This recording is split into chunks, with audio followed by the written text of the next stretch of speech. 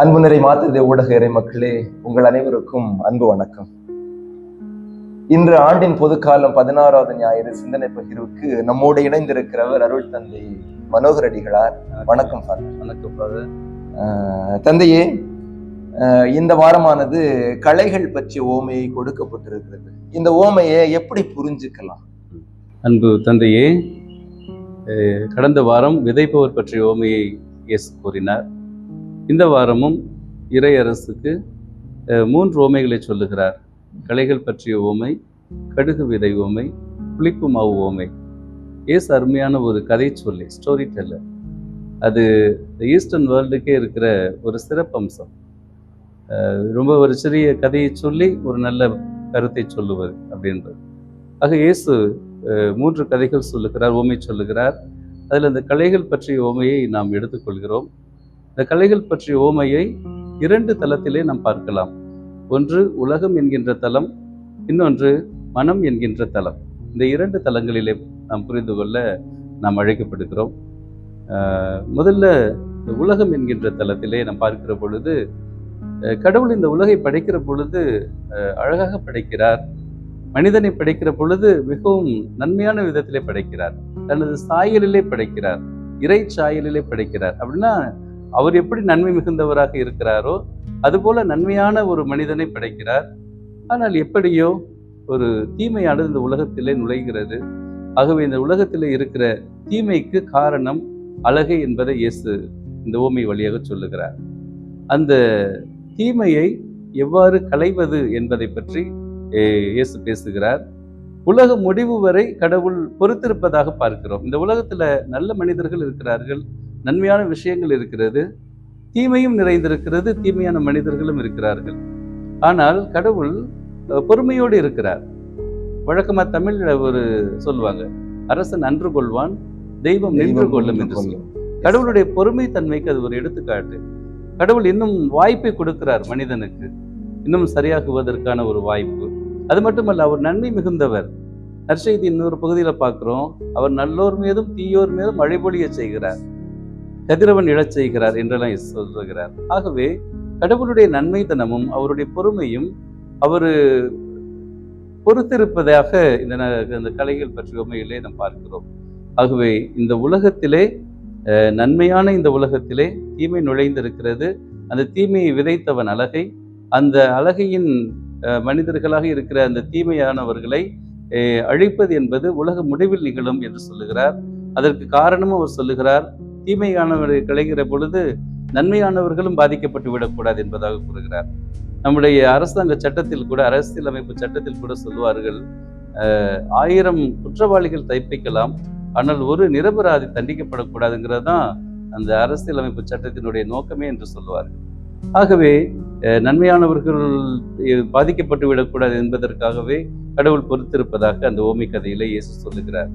ஆகவே இந்த உலகத்தில் இருக்கிற இந்த தீமைகளை களைவதற்கு கடவுள் காட்டுகிற பொறுமை, அந்த பொறுமைக்கு காரணம் அந்த நல்லவர்களும் பாதிக்கப்பட்டு விடக்கூடாது என்பது, தீயவர்களும் கூட மனம் திரும்பி நல்லவர்கள் ஆகுவதற்கான வாய்ப்புக்கான காலமும் கூட என்று நாம் அதனை எடுத்துக்கொள்ளலாம். இது உலகம் என்கின்ற தளத்திலே நாம் பார்ப்பது. இதை இன்னும் அதிகமாக நாம் மனதில் என்கின்ற நிலையிலே நாம் யோசிப்பது மிகவும் பொருத்தமானதாக இருக்கும் அப்படின்னு நினைக்கிறேன்.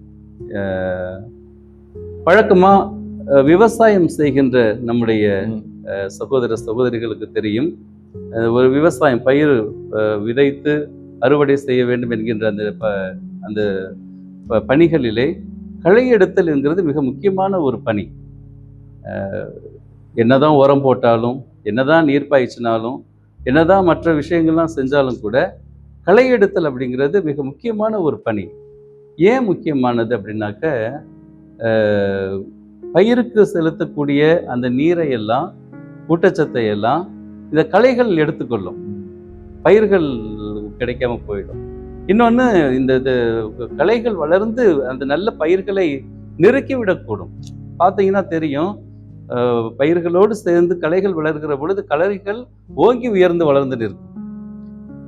அப்போ அது நல்ல பயிர்களை பாதிக்க செய்யக்கூடும், அது நல்ல விளைச்சலை பாதிக்கும். அது ஆகவே இந்த களை எடுத்தல் அப்படிங்கிறது மிக முக்கியமான அந்த பருவத்திலே கரெக்டாக அந்த களை எடுக்கிற வேலையை களை எடுக்கிறதுக்குன்னே அவங்க போகிறத நம்ம பார்க்குறோம்.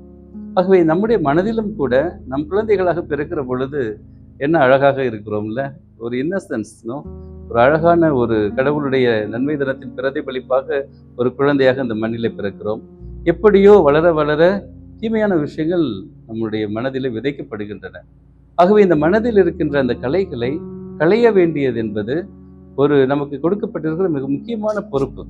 ஆகவே இந்த களையெடுத்தல் அப்படிங்கிறத நம்ம உலக முடிவு வரைக்கும் வெயிட் பண்ண தேவையில்லை, அல்லது நம்முடைய வாழ்க்கையின் முடிவு வரைக்கும் வெயிட் பண்ண தேவையில்லை, அன்றாடம் செய்ய வேண்டும். இந்த களை எடுத்தல் அப்படிங்கிறது அனுதினமும் நாம் செய்ய வேண்டியது. அப்போ நீங்க நினைக்கலாம், இதை எப்படி நம்ம சாத்தியமாக்குறது அப்படின்னு சொல்லி நம்ம நினைக்கலாம். சாத்தியமாக்குறதுக்கு நிறைய நம்மளோட திருச்சபையே நமக்கு நிறைய வழிமுறைகள்லாம் சொல்லுது. பூசைக்கு முன்னாடியே ஒரு களை எடுத்தல நம்ம பார்க்குறோம், நம்மளுடைய மனத்துயர் வழிபாடு, பெனன்ஸ், நம்மளுடைய பாவத்துக்காக மனம் வருந்துகிற அந்த நிலை, அந்த நேரத்துல நம்மளுடைய பாவங்களை ஏற்று மனம் வருந்துவோம் அப்படின்னு சொல்றது அந்த களை எடுக்கிறதுக்கான ஒரு வாய்ப்பை ஏற்படுத்துறது. அதுக்கப்புறம் நிறைய ஆத்ம சோதனை, எக்ஸாமினேஷன் ஆஃப் கான்ஷியன்ஸ் அப்படின்னு நம்ம பார்க்குறோம். அதெல்லாமே இந்த களை எடுக்கிறதுக்கான மிக முக்கியமான கூறுகளாகவே நாம் பார்க்கிறோம். எல்லாத்த காட்டிலும் மிகச்சிறந்த ஒரு களை எடுத்தல் எது செய்யணும்னா sacrament of confession. Sacrament of பாவ சங்கீர்த்தனம் அல்லது ஒப்புரவு அருட்சாதனம் அப்படிங்கிறது இந்த களை எடுக்கிறதுக்கு மிக முக்கியமான ஒரு ஒரு உபகரணமாக தாய் திருவை தன் பிள்ளைகளுக்கு கொடுக்கிறார். இந்த ஒப்புரவு அருட்சாதனத்தை நாம் அணுகுகிற பொழுது இட் இஸ் இன்ட்ராஸ்பெக்ஷனும், என் மனம் என்கின்ற வயலில் எப்படி இருக்கிறது, களைகள் மண்டி கிடக்கிறதா, அல்லது உண்மையான நல்ல பயிர்களை வளர்க்கிறதா, நல்ல எண்ணங்கள், நல்ல செயல்கள், நல்ல சிந்தனைகள் வளர்க்கிறதா, அல்லது நச்சு விஷயங்களும் அதில் கலந்துருக்குதா அப்படின்னு சொல்லிட்டு நான் பார்க்கறதுக்கு இந்த ஒப்புரவு அருட்சாதனம் மிக மிக மிக முக்கியமான ஒரு அருட்சாதனமாக. ஆகவே இந்த நாட்களில் கூட நம்ம அதை பற்றி யோசிக்கலாம். நம்முடைய ஒப்புரவு அருட்சாதனத்தை நம்ம கடைசியில் நம்ம என்னைக்கு பண்ணோம், எப்படி பண்ணோம், இனிமேல் நம்ம எப்படி பண்ண போகிறோம், உண்மையாகவே ஒரு ஆய்வு நம்ம உண்மையாலுமே செய்கிறோமா, அப்படி செஞ்சோம்னாக்கா அதில் இருக்கிற கலைகள் எது அப்படிங்கிறதுக்கான தெளிவு நம்மளுக்கு கிடைக்கிறதா அப்படின்னு சொல்லி நம்ம பார்க்கலாம். இன்னைக்கு 2ஆம் வாசகத்தில் கூட திருத்தூதர் பவுல் சொல்றாரு, ஆவிக்குரிய நிலையில செயல்படுகிறவர்கள் எப்படி இருப்பாங்க அப்படிங்கிறது. அப்போ நம்முடைய ஒப்புரவு அருட்சாதனம் அப்படிங்கிறது ஆவிக்குரிய செயல்பாடுகள் நம்ம வளர்வதற்கு நமக்கு உதவி செய்கிறது. ஆகவே இந்த உலகம் என்கின்ற தளத்திலே கடவுள் உலக முடிவு வரை தீயவர்களை அழிக்காமல் வளரவிட்டு அது நல்லவர்களுக்கு பாதிப்பு ஏற்படுத்தி விடக்கூடாது என்பதற்காக பொறுமை காப்பதாகவும் அவருடைய நன்மை தினத்தின் பலனாகவும் இருப்பதாகவும் பார்க்கப்படுகிறது. ஆனால் மனம் என்கின்ற நிலையிலே இந்த கலையிடத்திலே நாம் பார்க்கிற பொழுது நம்முடைய தனிமனித வாழ்க்கையிலே நாம் அனுதினமும் செய்ய வேண்டிய ஒரு நிகழ்வாக செயல்பாடாக இருக்கிறது. ஆகவே இந்த ஞாயிறு நற்செய்தியானது மிக மிக முக்கியமான ஒரு செயல்பாடு. நாம் அனுதினமும் அதுதான் சொல்வாரு, வைரமுத்து சொல்வாரு, காலையில எந்திரிக்கிறப்ப மலச்சிக்கல் இருக்கக்கூடாது, இரவு தூங்க போறதுக்கு முன்னாடி மனச்சிக்கல் இருக்கக்கூடாது அப்படின்னு சொல்வார். அப்படின்னா என்ன, மனதில் எந்த கசடுகளும் தங்காமல் நாம் பார்த்து கொள்ள வேண்டும், எந்த குளறுபாடுகளும் இல்லாமல் பார்த்து கொள்ள வேண்டும். அதற்கு மிக மிக மிக முக்கியமானது இந்த களையெடுத்தல் அப்படிங்கிற செயல்பாடு. என்னுடைய மனதிலே நல்ல பயிர்கள், நல்ல விதைகள் வளர்ந்து கொண்டிருக்கின்றனவா, அல்லது நச்சு விதைகளும் கலந்து களைகளும் வளர்ந்து அதனை மண்டி கிடக்க செய்து அதனை மோசமாக்கி விடுகிறதா. அதான் சொல்லுவாங்க, நம்ம ஒரு பழங்கள்லாம் இருக்கிற ஒரு பேஸ்கெட்ல ஒரே ஒரு ஆப்பிள் அழுகி போயிருந்தா கூட அதை உடனே ரிமூவ் பண்ணுவாங்க. ஏன்னா it will affect the other, it will spoil the other fruits also. அப்போ ஏதோ ஒரு நச்சு விஷயங்கள், ஒரு கலை இருந்தாலும் கூட அது மற்றதையெல்லாம் நாசமாக்கக்கூடிய அல்லது பாதிக்கக்கூடிய ஒரு நிலை ஏற்படுத்தக்கூடும். ஆகவே அனுதினமும் அந்த களை எடுத்தல் அப்படிங்கிறத நம்ம பார்க்கணும். பழைய காலத்துல ஒரு பாட்டு நீங்க கேள்விப்பட்டிருப்பீங்க, நீ செய்த நன்மை நினைக்கின்றே என் நெஞ்சுருக நன்றி சொல். இந்த பாட்டுல 2வது சரணத்துல இப்படி வரும், மலருக்கு பதிலாய் களை எங்கும் தோன்றி மனதினை நிரப்புதல் பார்த்திருந்தாய் உடன் உலரட்டும் இன்றே ஒதுக்கிவிடாமல் கலைகளை அகற்றி காத்து வந்தாய் அப்படின்னு சொல்றாரு. ஆக இந்த கலையெடுத்தல்ல நமக்கு ஆர்வம் இருக்கோ இல்லையோ, நம்ம ஆண்டவர் இயேசுக்கு அதிகமாக ஆர்வம் போடுறார். தன்னுடைய சீடர்கள், தன்னுடைய பிள்ளைகள் இந்த கலைகள் மண்டிய வாழ்க்கை வாழாமல் நல்ல பயிர்களாக செழித்து வளர வேண்டும், அவர்களுடைய உள்ளத்திலே இறையரசுக்குரிய அந்த மதிப்பீடுகள் வளர வேண்டும் அப்படிங்கிறதுல அவர் ஆர்வமாக இருக்கிறத இந்த உவமை வாயிலாக அவர் சொல்லி காட்டுகிறார். ஆகவே உலகம் என்ற நிலையிலும் மனம் என்கின்ற நிலையிலும் இந்த கலையெடுத்தல் நிலையில் நாம் நன்றாக செய்து நாம் கடவுளுக்கு சாட்சியம் பகிர்கின்ற, இயேசுவுக்கு சாட்சியம் பகிர்கின்ற நல்ல வாழ்ந்தோம்னா அது இந்த வாரம் நற்செய்தி பகுதிக்கான பதிலாக அமையும். ஆகவே அவ்வாறு செய்வதற்கு ஆவியானவருடைய வழிநடத்துதலை நாம் கேட்டு இந்த நாட்களிலே ஜெபிப்போம். ரொம்ப நன்றி, அருமையா விளக்குனீங்க ஃபாதர். எனக்கு இன்னொரு சைக்கலாஜிக்கல் பெர்ஸ்பெக்டிவ்ல இதை பார்த்தா எப்படி இருக்கும்னு தோணுது. சொல்லுங்க. கேள்விதான். என்ன கேள்வி அப்படின்னா, சில நேரத்துல இப்ப நம்ம ஜென்சி நம்ம பாக்குறோம்ல, இதுல அது அவங்களுக்கு கலைன்னே தெரியாம போயிருது. கண்டிப்பா. இப்போ நம்ம கலை எது தெரிஞ்சு அதை நமக்கு எடுக்க முடியுது. இப்போ கலை எதுன்னே தெரியாம போயிருது. இப்போ அது எப்படி அதை கலைன்னு கண்டுபிடிக்கிறது, அதை எப்படி எடுக்கிறது, அதனுடைய பிராக்டிக்கல் இத கொஞ்சம் சொல்ல முடியுமா? கண்டிப்பா. அது தேவையான ஒரு காலத்தின் கட்டாயமாக இந்த கேள்வி கொடுக்கப்படுகிறது. இதுக்கு மிக முக்கியமானது இந்த செவிமடுத்தல் அப்படிங்கிற பண்பை பிள்ளைகளுக்கு சொல்லிக் கொடுக்கணும். இன்னைக்கு அவங்களுக்கு ரீல்ஸ் கல்ச்சர் மாதிரி இருக்குல்ல, they are not able to fix their mind in one thing. அதுக்கான பழக்கத்தை சிறு பருவத்திலிருந்து பிள்ளைகளுக்கு சொல்லிக் கொடுக்கிறது.